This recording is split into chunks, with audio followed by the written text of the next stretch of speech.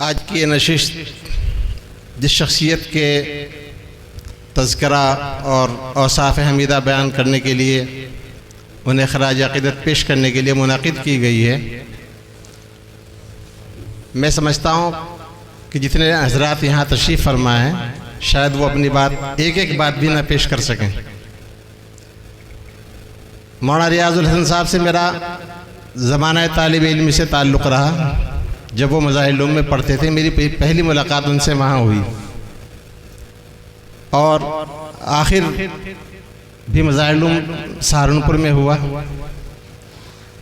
ان کی زندگی کے بے شمار واقعات، اور واقعات بھی ایسے کہ جن کا تصور بھی ناممکن۔ وہ خود اپنے آپ میں ایک ہمگیر شخصیت کے مالک تھے۔ میرا ان سے تعلق جو تھا وہ تو تھا ہی، لیکن ایک استاد شاگردی کا تعلق بھی تھا۔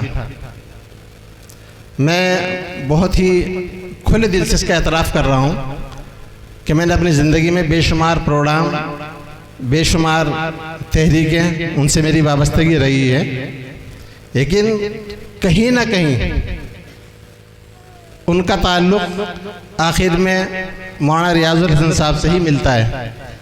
وہ میرے ایک بہت بہترین مشیر تھے اور سرپرستی فرماتے تھے۔ ان کا سن پیدائش اتفاق سے ایک ہی ہے ہم دونوں کا، اور تاریخ نام ان کا بھی غفرانی ہے، میرا بھی غفرانی ہے۔ لیکن انہوں نے جو میرے ساتھ جو تعلق انہوں نے نبھایا اس کو یہاں بیان کرنا بڑا مشکل سا ہے۔ ایک دو بات میں اس سے اعتراف کے لیے آپ کے سامنے ذکر کرتا ہوں کہ میں ہمیشہ کوئی بھی پروگرام ترتیب دیتا تھا تعلیم و تعلم کے تعلق سے یا کسی اور نوعیت کا، تو میں ان سے سرسری طور پر ذکر کرتا تھا، مہینوں پہلے ذکر کر دیا کرتا تھا کہ ایسا میرا ارادہ ہو رہا ہے، اور چھوڑ دیا کرتا تھا۔ اس کے بعد پھر ملاقات ہوئی، فون پہ بات ہوئی، نہیں کوئی مسئلہ نہیں۔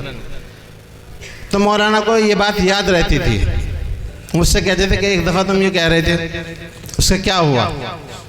پھر اس کا پورا ایک خاکہ بہت مختصر وقت میں، زیادہ وقت نہیں، 2 4 5 منٹ میں اس کا پورا بتا دیا کرتے تھے، اور اس کے بعد پھر غائب۔ میں نے اس تعلیم و تعلم کے تعلق سے جتنے بھی پروگرام کیے ہیں وہ پورے کے پورے مولانا ریاض الحسن صاحب کی دین تھی۔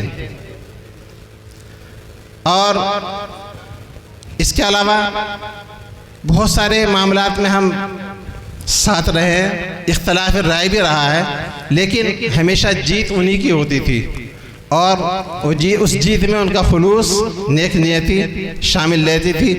اسی لیے آج ہمارے درمیان نہیں ہیں، اللہ تعالیٰ ان کے درجات کو بلند فرمائے اور ان کی بال بال مغفرت فرمائے۔ وآخر دعوانا الحمدللہ رب العالمین۔